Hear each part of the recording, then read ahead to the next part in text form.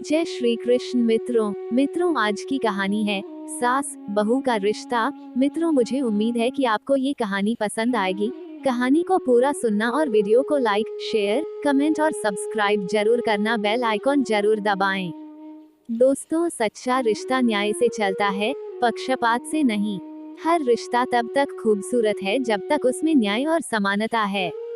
जब सास अपनी बेटी की गलती पर भी मौन रहती है तो वह रिश्तों की जड़ों में अन्याय बो देती है। घर वही पवित्र है जहां सच को स्वीकार किया जाता है, चाहे वह अपनों के खिलाफ ही क्यों ना हो। आइए सुनते हैं, क्या सासू माँ अब अपनी बेटी से रिश्ता तोड़ लेंगी। सुबह से घर में खामोशी पसरी हुई थी। घर में सब लोग उठ चुके थे लेकिन किसी ने किसी से कोई बात तक नहीं की। सब चुप थे। आखिर बोले तो बोले क्या। कल रात जो कुछ हुआ सब उसी के सदमे में थे। रोज सुबह सुबह तानों के बगैर जिसकी शुरुआत नहीं होती वो सासू माँ रजनी जी आज खामोशी से अपनी पूजा पाठ कर रही थी।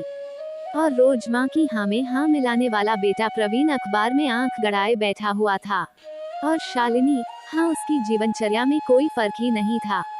वो रोज इस समय रसोई में सबके लिए नाश्ता तैयार कर रही होती थी और आज भी रसोई में सबके लिए नाश्ता तैयार कर रही थी। पर नाश्ता बनाते बनाते हाथ तेजी से चल रहे थे, पर उससे भी ज्यादा तेजी से उसका दिमाग चल रहा था। आज उसके काम की तेजी देखकर उसका पति और सासू माँ दोनों हैरान थे। एक दो बार दोनों ने एक दूसरे की देखा भी और इशारों ही इशारों में पूछा भी कि आखिर बात क्या है, करने क्या वाली है ये। पर दोनों को ही नहीं पता था, इसलिए चुप थे। शालिनी ने फटाफट नाश्ता बनाया और टेबल पर परोस दिया, पर किसी से कुछ कहा नहीं और अपने कमरे में चली गई। नाश्ता देखकर सासू माँ अपनी पूजा समाप्त कर नाश्ता करने बैठ गई। प्रवीण को भी सासू माँ ने इशारे से ही कहा कि वह भी आकर नाश्ता कर ले। तो प्रवीण भी अपनी माँ के पास ही आकर बैठ गया और नाश्ता करने लगा। इधर शालिनी अपने कमरे में जाकर बैठ गई। बैठे बैठे ही उसे वो दिन याद आया जब शादी के 15 दिन बाद उसके माता पिता उससे मिलने के लिए उसके ससुराल आए थे। उस समय शालिनी अपने कमरे में अलमारी में अपना सामान जमा रही थी। साथ ही उसमें अपने सोने के गहने भी पलंग पर ही रख रखे थे, ये सोचकर कि इन्हें सासू माँ को संभालने के लिए दे देगी। लेकिन जैसे ही उसने सुना कि उसके माता पिता उससे मिलने आए हैं तो अपना सामान वैसा ही छोड़कर बाहर दौड़ी चली आई। कुछ देर बाद उसकी नंद की बेटी जो कि 5 साल की थी वो खेलते खेलते उसके कमरे में आई और वहां रखे सामान से खेलने लगी। आखिर बच्ची ही तो थी। खेलते खेलते ही उसने हार उठा लिया और उसे बाहर लेकर आ गई। उसे नंद ने देख लिया और उसकी नियत उस हार पर खराब हो गई। उसने फटाफट उससे हार लेकर अपने आंचल में छुपा लिया। थोड़ी देर बाद शालिनी अपनी मम्मी को लेकर अपने कमरे में आई तो उसकी मम्मी ने टोका, शालिनी तुमने गहने ऐसे कैसे रख रखे हैं? बेटा ऐसे सामान खुला नहीं छोड़ते, इन्हें संभाल कर रखो। जी मम्मी, आप बैठो तो सही। कहते कहते शालिनी गहने उठाने लगी तो हैरान रह गई।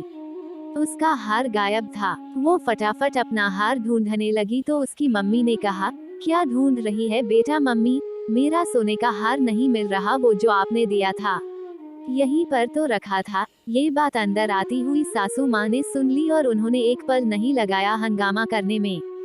कमरे में आते ही चिल्लाते हुए बोली, तुमने ऐसे कैसे हार गुमा दिया बहू? तुम इतनी लापरवाह कैसे हो सकती हो? उनकी आवाज सुनकर शालिनी एकदम चुप हो गई तो उसकी मम्मी बोली, समधन जी थोड़ी शांति रखिए, यहीं कहीं रखा होगा, माफ करना समधन जी, आपने अपनी बेटी को कुछ भी नहीं सिखाया है। उसे ये तक नहीं पता कि अपने सोने के गहनों को इस तरह लापरवाही से नहीं रखते।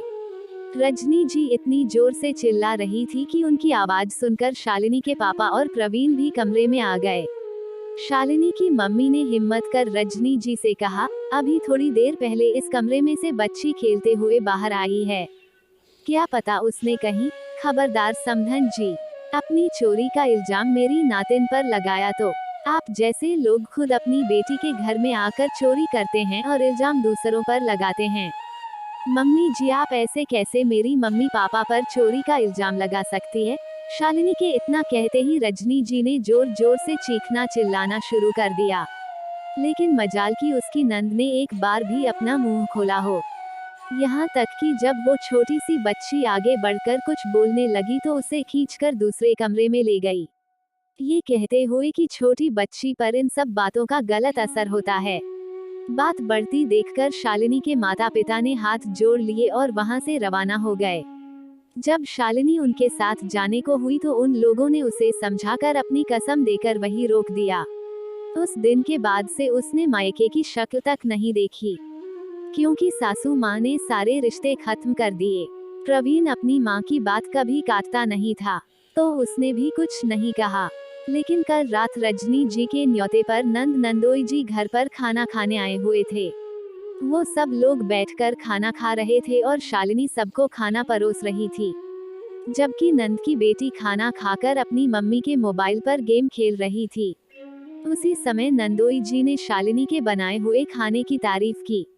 तो पता नहीं रजनी जी को क्या सूझी जो वो उस समय भी शालिनी को ताने मारने से बाज नहीं आई। खाना बनाना तो मैंने इसे सिखाया है, नहीं तो आता ही क्या था। आखिर चोरों के खानदान से जो ठहरी, इसके मम्मी पापा को तो अपनी ही बेटी के ससुराल में आकर बेटी का हार चुराते शर्म भी नहीं आई।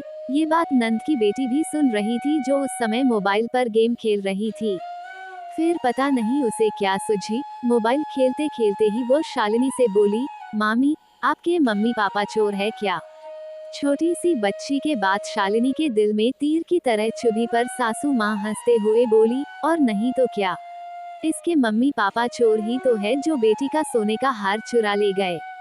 लोग बेटियों को हार देते हैं और इसके माता पिता बेटियों का हार चुराते हैं। कहते कहते वो हंसने लगी। पर यहाँ नंद की बेटी कुछ सोचते सोचते अपनी मम्मी की फोटो मोबाइल गैलरी से निकालकर शालिनी के पास आकर बोली, पर मामी, मेरी नानी ने तो कितना सुंदर हार दिया है मेरी मम्मी को, देखो तो। कहते हुए उसने मोबाइल शालिनी के सामने कर दिया।